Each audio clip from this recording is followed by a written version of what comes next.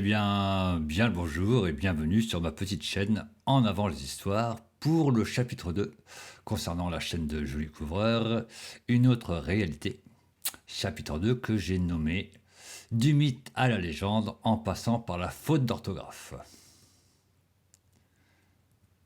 Alors merci beaucoup de votre soutien, merci beaucoup, bonjour à tous les nouveaux abonnés, merci de votre soutien dans les commentaires, merci aussi pour les commentaires de non-soutien. J'entends tous les gens qui sont fans des vidéos de J. Couvreur, tous ces commentaires qui me confortent dans ma pensée, qui me confortent vraiment dans ce que je pense du travail de J. Couvreur, parce qu'il n'y a aucun contre-argument digne de ce nom.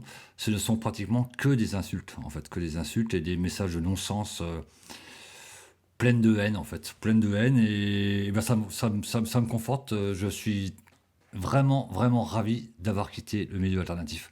Mais vraiment, merci beaucoup les gens. Vous êtes vraiment merveilleux. Et je serais joli couvreur, moi franchement j'aurais les boules d'avoir une communauté aussi haineuse. Ça me foutrait vraiment les boules. Parce que ça met pas son travail en valeur. Pas du tout, enfin son travail entre guillemets. Pas du tout. C'est tout au contraire. Alors je vais commencer aujourd'hui non pas par une locution latine, mais je vais commencer par un des commandements de Dieu. Je crois que c'est le 8e. Tu ne mentiras point. Alors pour rappel, je le rappelle encore une fois, j'étais chercheur alternatif. J'étais vraiment chercheur alternatif. J'ai fait des vidéos sur le net de pseudosciences. Et ce qui m'a sorti de la pseudoscience, ce sont mes propres recherches, seulement mes propres recherches. Dont les recherches sur les glyphes de la pyramide de Khufu. Oui, un jour, j'avais envie de prouver que ce cartouche était faux, donc j'ai cherché sur le net, j'ai téléchargé les livres de Weiss et Perring, et au bout d'un quart d'heure, je me suis aperçu que j'étais complètement à côté de la plaque, parce qu'il n'y avait, aucun élément qui me laissait à penser que tout était faux, et que ces glyphes avaient été faits par les archéologues pour tromper son monde. C'est... vraiment. Donc ces glyphes m'ont sorti définitivement de la recherche alternative. Donc depuis la première vidéo, depuis le chapitre 1, Joli Couvreur a de nouveaux abonnés. Lors de la première vidéo, donc il y a 15 jours, elle avait 159 000 abonnés, pardon. Aujourd'hui, elle en a 163 000. Oui, 2000 abonnés en 15 jours, je trouve ça hallucinant. Donc je me suis vraiment demandé ce qui pouvait se passer, comment elle pouvait avoir autant d'abonnés en si peu de temps. Donc il y a deux solutions, où il y a vraiment des gens qui aiment vraiment ces vidéos, qui sont vraiment fans. Et là, ça fait extrêmement peur, vraiment. Ou alors, que j'ai vu sur le net qu'on pouvait acheter des abonnés, on peut aussi acheter des likes, on peut acheter des commentaires. Donc là, je ne suis pas du tout en train de dire qu'elle le fait. Je me pose la question. Je me pose vraiment la question. C'est où elle a vraiment 2000 abonnés de plus. Et là, j'ai vraiment peur pour l'humanité. Ou alors, effectivement, elle fait du business pour avoir plus de vues. Je ne sais pas. C'est juste une supposition. Attention, ne me faites pas dire ce que j'ai pas dit. Merci bien. Donc dans ce chapitre 2, je vais parler de deux vidéos. La première, c'est la fausse attribution de la grande pyramide à Khéops. Et je vais revenir vite fait sur à l'origine de Gizeh. Alors à l'origine de Gizeh, ce n'est plus cette miniature, c'est plus cette vignette que vous pouvez voir sur sa chaîne, mais c'est celle-ci. Ouais, depuis que nous avons fait notre vidéo, Joli Couvreur a changé sa vignette. Alors je ne sais pas pourquoi elle a changé sa vignette, peut-être pour... c'est pareil, je suppute... c'est une hypothèse, encore une fois, je suppute qu'elle a voulu un petit peu peut-être dissimuler sa vidéo en changeant la vignette. Mais encore une fois, ce n'est juste une pensée, j'ai rien de concret je n'affirme pas, j'ai rien de concret. Donc la nouvelle vignette, c'est celle-ci. Donc Joli Couvreur nous dit dans la vidéo à l'origine de Gizeh que les pyramides sont dépourvues d'inscriptions. Et dans l'autre vidéo, la fausse attribution de la grande pyramide à Khéops, elle nous dit que ces inscriptions sont fausses. Oui, c'est un peu contradictoire, mais bon, les chercheurs alternatifs, ils passent leur temps à se contredire, hein. Ils se contredisent eux-mêmes, et ils se contredisent entre eux. C'est une des raisons pour laquelle j'ai quitté le monde alternatif, c'est qu'il n'y a aucune cohérence dans leur truc. Aucune cohérence. Donc, je me suis dit que peut-être J. Cover n'avait pas la même définition que moi du mot inscription. Donc, je suis allé voir le dictionnaire. Donc, je cite le Robert. Définition de inscription. Ensemble de caractères écrits ou gravés pour conserver un souvenir, indiquer une destination, etc. Épigraphe, graffiti, mur couvert d'inscriptions, inscription funéraire, épitaphe. Courte indication écrite. Merci Robert. Donc, si je suis pas trop neuneux, ce que nous avons dans les yeux, ce sont bien des inscriptions. Oui. Et bien ces inscriptions arrivent de la pyramide d'Ounas. Donc il y a bien des pyramides avec des inscriptions.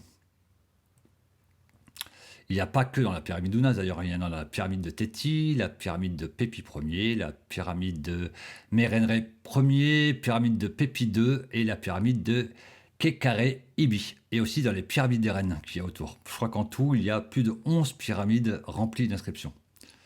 Et d'ailleurs, je vous laisse avec Alexis qui va nous en parler. Alors, on entend très souvent de la part des pseudo-archéologues que les pyramides sont anépigraphiques, c'est-à-dire qu'elles ne comprennent pas de texte. Alors, c'est vrai hein, pour les pyramides de la 3e, 4e dynastie, pour les grands textes, hein, mais à partir de la 5e dynastie, enfin de la fin de la 5e dynastie, eh bien, on retrouve les premiers textes des pyramides hein, dans le complexe funéraire d'Ounas, hein, le dernier pharaon de la 5e dynastie.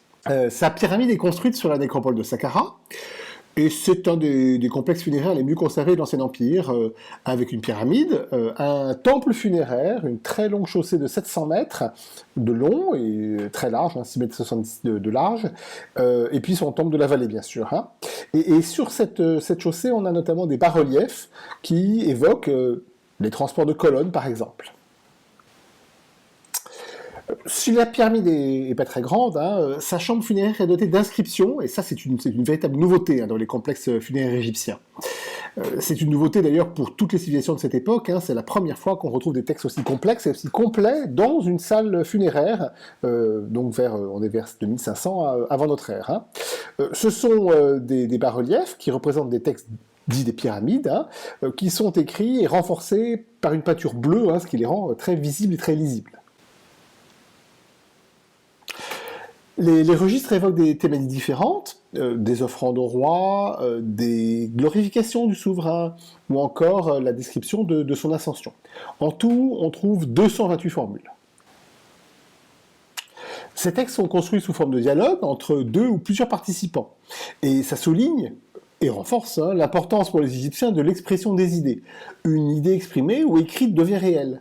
C'est donc un rituel performatif, c'est-à-dire que leur lecture permet de rendre le rituel efficace et réel.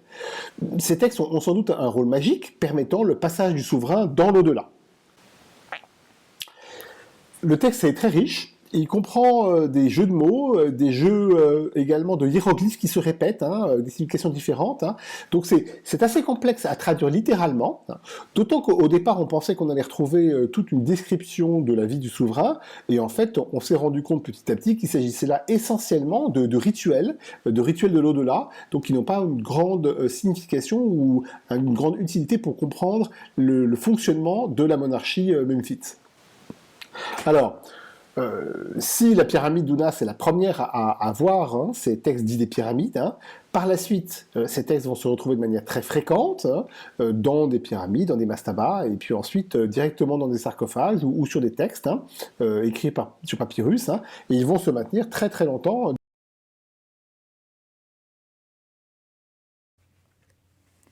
Eh bien, merci bien, monsieur Alexis.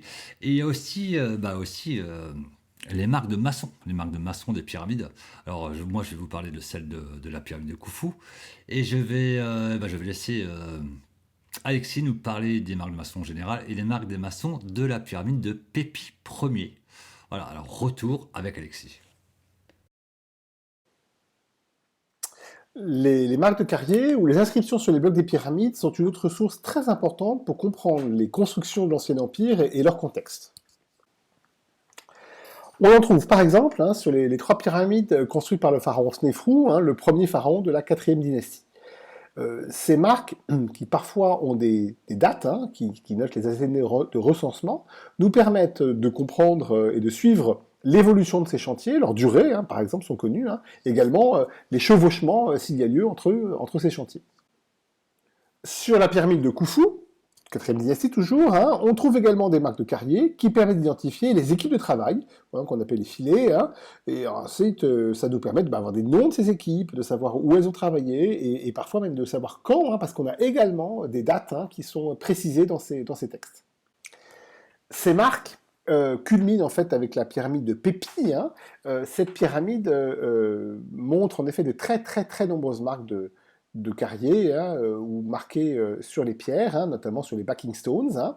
Alors avec des noms des fils du souverain, de vizirs ou d'officiers, architectes ou autres, hein, qui ont travaillé sur la pyramide.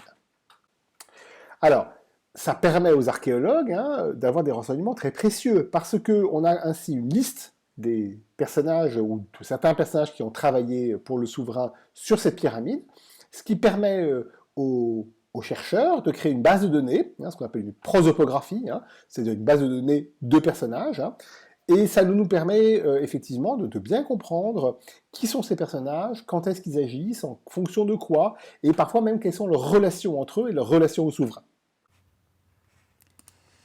Donc merci Alexis pour ce petit audio très instructif. Donc vous voyez, Julie Couvreur, ment, hein, il n'y a pas d'autre mot. Elle ment comme elle respire, comme on disait quand on était gamin. Voilà, donc à l'origine de Gizeh, c'est définitivement poubelle. Donc attaquons avec l'autre vidéo que j'appelle Fake maintenant. Fake, ça lui va très bien. Donc elle concerne les marques de maçons de la grande pyramide de Khufu qui se trouve dans les chambres de décharge, hein, dans les 4 dernières chambres de la chambre de décharge de la grande pyramide. Alors pourquoi il n'y en a pas dans la chambre de Davidson, dans la première des chambres? Alors je ne sais pas, tout ce que je peux vous dire c'est que les murs sont extrêmement noirs et peut-être, c'est pareil, c'est une supposition, peut-être qu'il y en a mais en dessous, peut-être qu'ils sont juste pas visibles.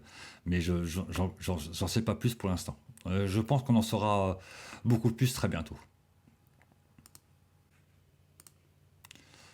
Donc revenons sur cette faute d'orthographe qui se trouve, paraît-il, sur le cartouche de Khéops, qui fait partie de la phrase « Les Amis de Khufu », qui est un des groupes de travail de la grande pyramide de Khufu. Alors déjà, qu'est-ce qu'on peut remarquer sur ce cartouche? Déjà, c'est que en bas, vous voyez, il disparaît derrière le bloc qu'il y a devant. Donc ça veut dire qu'il a été posé après être marqué. Il a été marqué sûrement en carrière et qu'il a été posé et que le bloc qui est devant cache la fin de ce cartouche. Comment peut-on lire les hiéroglyphes? Alors déjà, je vous préviens, malheureusement, je ne sais pas lire les hiéroglyphes. Je m'y intéresse énormément, mais je suis malheureusement incapable de lire une phrase complète. Vraiment incapable. Alors comment lit-on les hiéroglyphes? Il faut savoir que les Égyptiens ont inventé leur écriture en regardant la nature, tout simplement. Donc un oiseau, par exemple, sera toujours sur ses pattes, un humain toujours sur ses jambes. Pour savoir le sens de lecture, parce qu'il y a 3 sens de lecture, on peut lire de droite à gauche à droite et de haut en bas, il faut regarder les signes anthropomorphiques. Là, en l'occurrence, il y a des animaux. Là, les animaux regardent vers la droite, donc on commence vers la droite, de droite à gauche, arrive au bout de la ligne, on va à la ligne suivante et on recommence. C'est pareil, quand les animaux regardent vers la gauche, on commence de la gauche et on va jusqu'à la droite. Toujours croiser le regard des signes anthropomorphiques. Donc pour lire les hiéroglyphes qui sont inscrits en colonne, de haut en bas, on regarde les signes anthropomorphiques. En l'occurrence, ils regardent vers la gauche, donc on commence vers la gauche. Gauche de haut en bas, on passe à la colonne suivante et ainsi de suite jusqu'à la fin.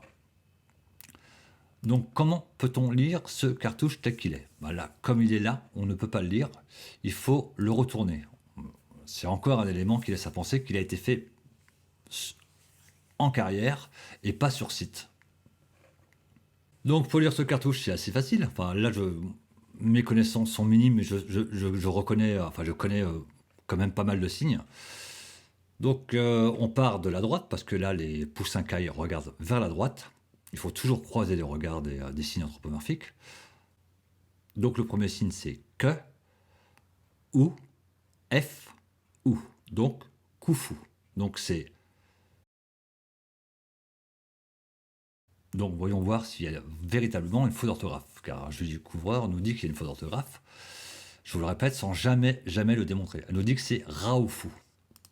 Donc, petit jeu. D'après vous, quel signe il y a sur votre droite? Est-ce que c'est le signe numéro 1 ou le signe numéro 2? Oui, c'est un jeu à la con, et je déteste qu'on me prenne pour un jambon, quoi. Comme dit Alexis, je déteste qu'on me prenne pour un jambon, quoi. Et Joli Cover nous prend pour des jambons. Enfin, prend son public pour des jambons.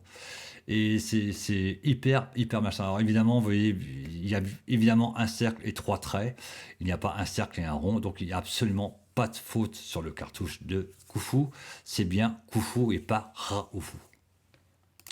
Donc bah voilà, j'aurais pu m'arrêter là, hein, vous voyez, les deux vidéos, ben, ils sont débookés. Même si on a fait quelques erreurs sur la première, on va les rectifier bientôt dans une prochaine vidéo.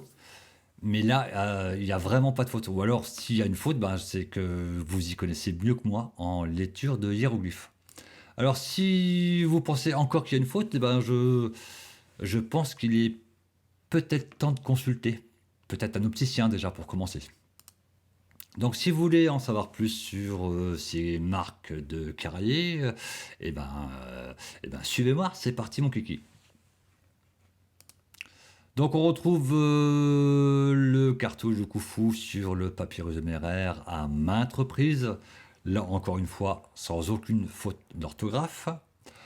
On retrouve aussi le cartouche de Khufu sur les inscriptions rupestres du Wadi Hammamat.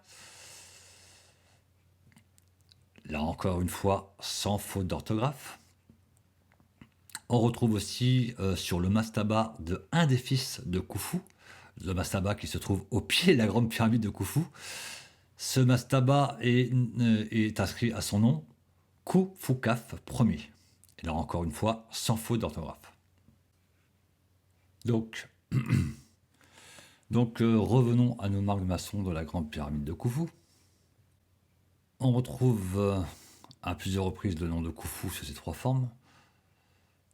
Son nom abrégé, Khufu. Son nom royal, Koum Khufu, que Koum protège Khufu. Koum, c'est un des dieux du Nil. Et son nom d'Horus, Horus Medjadou. Alors vous voyez que il y a beaucoup de glyphes qui disparaissent derrière les blocs. Il y a aussi des glyphes qui sont carrément coupés, c'est-à-dire que les blocs ont été retaillés pour la pose.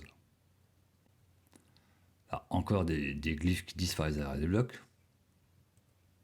Là, juste à côté du cartouche de Khufu, des amis de Khufu, on voit en bas à droite de votre écran un petit glyphe. Et j'ai entendu dire Zayawas qu'on voyait derrière ce bloc, avec un petit miroir, on pouvait voir le glyphe continuer derrière le bloc. Ces blocs, ce sont les poutres de granit. Alors sur les blocs qui forment la voûte, les blocs de chevron qui forment la voûte, il y a différents signes. Il y a ces signes, ces petits bâtons et ce qu'on peut prendre pour des U. En fait, il faut les retourner parce que ces glyphes sont encore à l'envers, comme la plupart des glyphes d'ailleurs. Ces glyphes, ce sont des nombres. Un bâton pour une unité. Et ce petit pont, c'est le nombre 10. Donc on peut remarquer que certains blocs sont numérotés. Vous voyez en haut à droite de votre écran le bloc numéro 4. Et quand on part de la droite, on peut constater que ça correspond très bien. 1, 2, 3 et 4. Et on continue jusqu'au bout. On arrive à 12. On repart en bas à droite. Et là, ça correspond très bien. On arrive bien au bloc 18, 21 et 23. Ce signe, c'est le sceptre d'Oas. Le sceptre d'Oas, il symbolise la puissance des dieux qui transmet au pharaon. On peut y voir aussi ce glyphe. Alors, ce glyphe, j'ai cru pendant un moment que c'était des instruments de musique, ça ressemble vraiment à une guitare. Et en fait, non, c'est beaucoup moins romantique que ça. Ces glyphes représentent un cœur et une trachée. Un cœur et une trachée de bovin. Ce glyphe est le glyphe pour Néfer. Néfer, c'est beau parfait en égyptien. On le retrouve abondamment dans le nom de Nefertiti ou Nefertari. On retrouve dans les chambres de décharge énormément de glyphes. On retrouve aussi des lignes droites, verticales ou horizontales, des triangles, des gros triangles, des petits triangles, des triangles rouges et des triangles noirs. On retrouve aussi des bras, des dessins de bras avec des petits bâtons. Alors le bras avec la paume vers le bas, c'est le glyphe pour la coudée. Donc là, on a à droite de votre écran, on a 3 coudées, à gauche une coudée et au milieu 4 coudées. Et après, il nous parle de dessins ou de graffitis qui seraient sur les angles de pierre qui prouveraient que ça a été fait avant la pose des pierres. Mais ceux-là, on ne les a jamais vus en photo. Personne ne les a jamais vus en photo. On doit les croire. Moi, je voudrais bien voir les photos de ces graffitis. On nous demande des petits dessins, mais on n'a jamais vu ces graffitis. Donc aujourd'hui, on n'a aucune preuve. Oui, j'y arrive. Je vous montre les photos. Ne vous inquiétez pas, les gars, j'ai les photos. Donc vous voyez ici un bloc numéroté 8.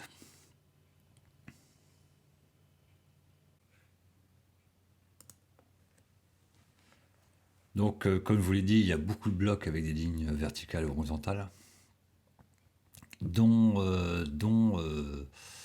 certaines avec des triangles. À l'occurrence, on a un triangle noir. Alors, je ne sais pas encore à quoi servent ces triangles noirs. Je suppose que c'est pour la position du bloc. Là, on est sur une poutre en granit. Alors, peut-être pour marquer la position par rapport aux points cardinaux. Mais c'est juste une supposition.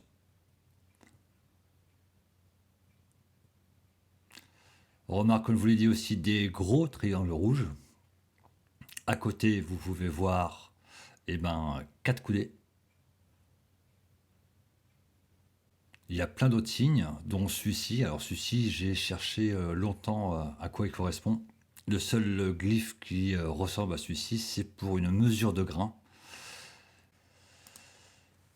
On retrouve aussi des marques de carrier. Hein. Vous voyez, sur ces poutres en granit, on voit des saignées qui font à peu près 20 cm de large. Et je suppute que c'est pour mettre peut-être les cordes pour barder ce bloc. Ici, vous voyez la trace blanche, la grande ligne blanche, c'est du mortier. Hein. C'est comme ça qu'on a pu dater la grande pyramide de Khufu. Donc des lignes encore des lignes. Hein. Il y en a énormément, il y en a sur toutes les poutres des 4 chambres de décharge, qui se croisent, qui s'entrecroisent, toujours à angle droit. Vous voyez, ils sont vraiment tous en bas du bloc, à peu près à un tiers de sa hauteur. Alors je me suis renseigné un petit peu parce que j'y connais rien en maçonnerie. Donc j'ai été voir sur le net à quoi pouvaient servir ces lignes. Et je me suis rendu compte qu'aujourd'hui, ces lignes sont encore faites sur les murs, là par exemple sur un mur de parpaing. Toujours pareil, en bas du bloc, à peu près à un tiers de sa hauteur. Et c'est une ligne de niveau en fait, parce que le sol est à niveau, pardon. Du coup, on refait une ligne de niveau de temps en temps. Avant, les maçons faisaient ça avec un niveau à eau. Maintenant, on fait ça avec un niveau laser.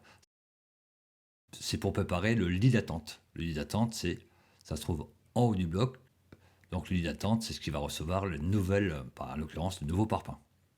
Pour que ce soit bien de niveau à fur et à mesure où on monte le bâtiment. Et vous voyez, ces marques sont vraiment similaires.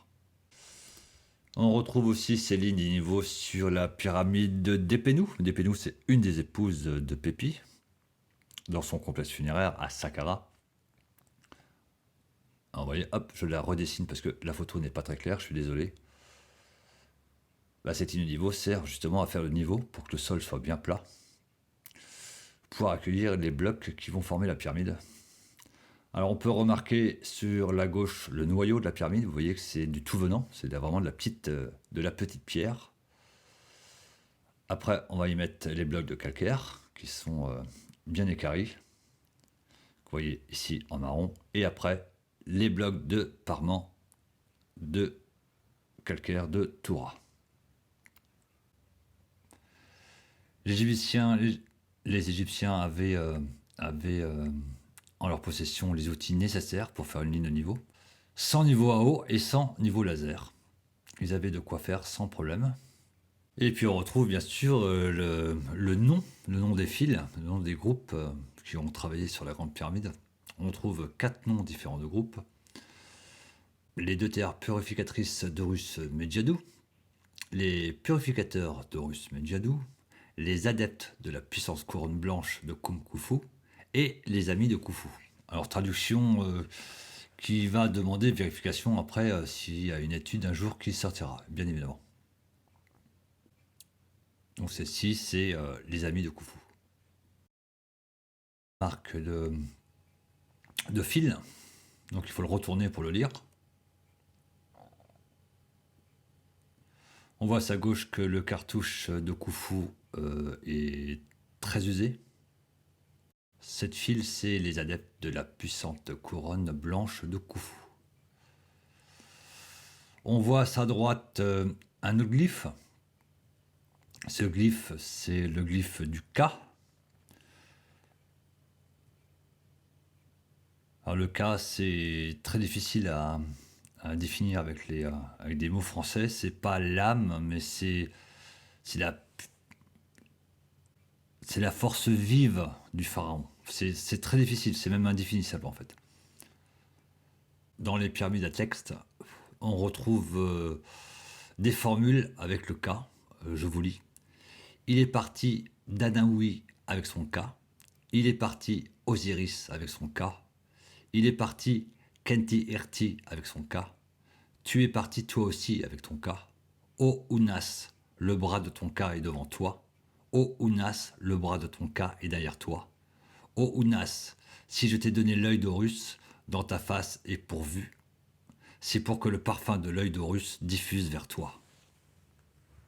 Donc c'est des formules magiques pour le cas du pharaon. Alors, je vous l'ai pas dit tout à l'heure, mais les glyphes sont des sons, mais sont aussi des idées. Donc là, le cas, ça peut être le cas du pharaon, mais associé à d'autres glyphes, ça donne un mot ou une phrase. Donc là, en l'occurrence, donc le glyphe des bras levés, plus le glyphe du pain, plus le glyphe d'un homme portant peut-être une cruche sur la tête, c'est le mot travailler. Alors on va revenir à ces lignes horizontales.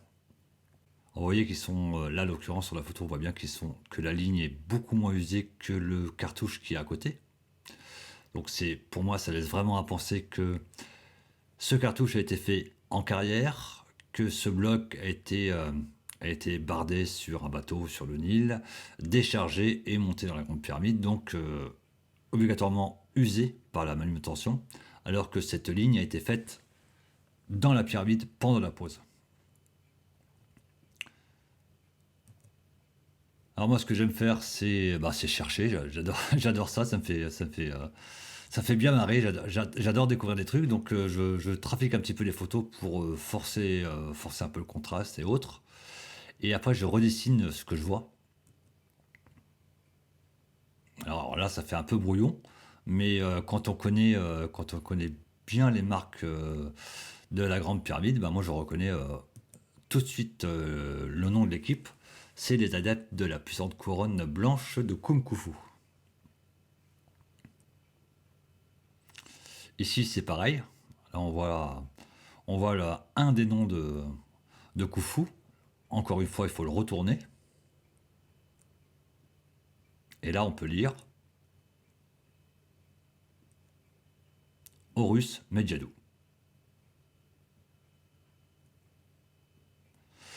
Donc voilà, beaucoup de... On retrouve Khum, le dieu du Nil, on trouve Horus, on trouve la couronne blanche. Donc tout ça mène à penser que ce sont bien les Égyptiens qui ont monté les pyramides et pas les Atlantes ni les extraterrestres, sans aucun doute. Enfin, à moins que vous ayez enfin des éléments, parce que ça fait quand même 12 ans 12 ans qu'on me dit que la pyramide n'est pas à Khéops, et ça fait 12 ans que j'attends des preuves et qu'on m'emmène jamais, jamais, jamais rien. Donc j'attends les preuves. Pour ça, il y a toujours mon adresse email et puis mon Messenger. Donc vous voyez les vidéos de Julie Couvreur, c'est vraiment de la désinformation. C'est vraiment de la désinformation. J'en ai apporté encore la preuve aujourd'hui. Si vous voulez plus de renseignements et si vous voulez savoir comment ces chambres de charge ont été découvertes, je vous invite vivement, très vivement, à aller voir la chaîne Histoire et Pyramide, dont le lien sera dans la description. Voilà, j'en ai fini. Pour finir, un petit jeu pour vous savants du net, vous qui pensez tout savoir. J'ai glissé une faute d'orthographe dans cette phrase. Donc, c'est à vous de la retrouver. Voilà. Merci beaucoup. Abonnez-vous si vous avez envie. Mettez un pouce bleu si vous en avez envie. Et puis, on se retrouve bientôt. On se retrouve très bientôt pour de nouvelles aventures. Voilà. Merci beaucoup pour votre écoute. Et puis, à plus. Merci. Allez, ciao.